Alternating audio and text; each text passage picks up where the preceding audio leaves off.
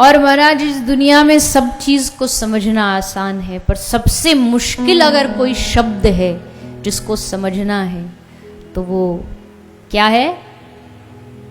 ढाई आखर प्रेम का पढ़े सो पंडित हो। ये है बड़ा छोटा सा शब्द पर है बड़ा गंभीर शब्द। प्रेम। संसार में बहुत सारे लोग आपको दावा करते दिखाई देंगे कि हम आपसे प्रेम करते हैं, पर मैं कहती हूं संसार में प्रेम नहीं होता, संसार में मोह होता है। और प्रेम और मोह में क्या फर्क है? बहुत सिंपल सा एक दृष्टांत से समझ में आ जाएगा। एक चीटा जो होता है, चीटा समझते हैं ना, चींटी का मेल वर्जन जो होता है चीटा। तो एक चीटा जो होता है वो एक मिश्री के डले से चिपक जाता है उसको खाने के लिए, उसका रस लेने के लिए। और तुम उसको लाख हटाओ उससे वो हटेगा नहीं, और ज्यादा कोशिश करोगे, झाड़ोगे, हटोगे तो वो चीटा शरीर में आधा टूट जाता है पर वो मिश्री को छोड़ता नहीं।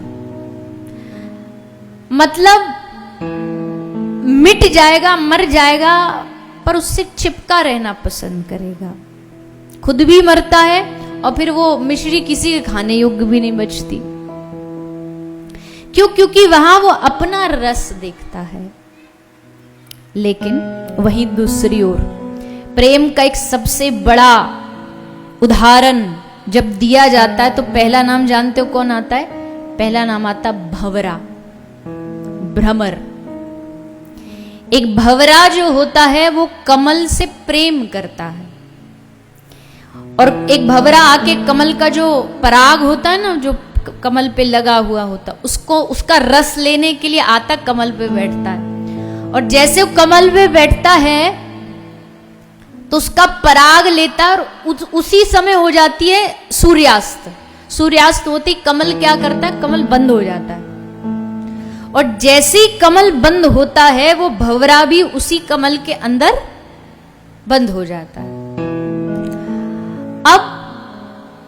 अब भंवरा चाहे तो भंवरे में इतनी शक्ति होती है कि लकड़ी में छेद कर सकता है, लेकिन भंवरा उस कमल को नहीं छेदता। क्यों? क्योंकि उसको उस कमल से प्रेम है, इसलिए उस कमल को नहीं छेदेगा। यहां तक कि सुबह होते होते उसकी श्वास घुट करके उसी कमल में बंद होके मर जाएगा, लेकिन जिससे वो प्रेम करता कमल से उसको कष्ट नहीं देगा। और यही भगवान का और भक्त का विशुद्ध प्रेम। भगवान को कष्ट न देने के लिए एक जो भगवान का प्रेमी होता, भगवान का भक्त, वो कुछ भी करेगा, भगवान को कभी कष्ट नहीं देगा। कष्ट मतलब कि बार बार अपने सुख के लिए भगवान को परेशान करना, अपनी मांग के लिए भगवान को परेशान करते रहना, अपनी इच्छा पूर्ति के लिए भगवान को परेशान करते रहना। ये जो मनोकामना मांगने वाला सिस्टम है ना, ये हमारे ब्रज में नहीं चलता। वहां कोई मनोकामना नहीं मांगी जाती, वहां कोई इच्छाएं नहीं रखी जाती। एक इच्छा रखी जाती है, ठाकुर जी मिल जाए बस, उनकी कृपा मिल जाए बस। और सारी दुनिया में आप देखो तो हर जगह लोग धागे बांधेंगे, कलावा बांधेंगे, फूल नारियल चढ़ा रहे हो, बड़ी अच्छी बात, पर उद्देश्य क्या है वो भी तो ध्यान रखना चाहिए। तो आज उस भगवत चर्चा, उस दिव्य अनुभूति जो गोपियों को मिली है इस रास में, उसका आज हम श्रवण पान करने जा रहे हैं।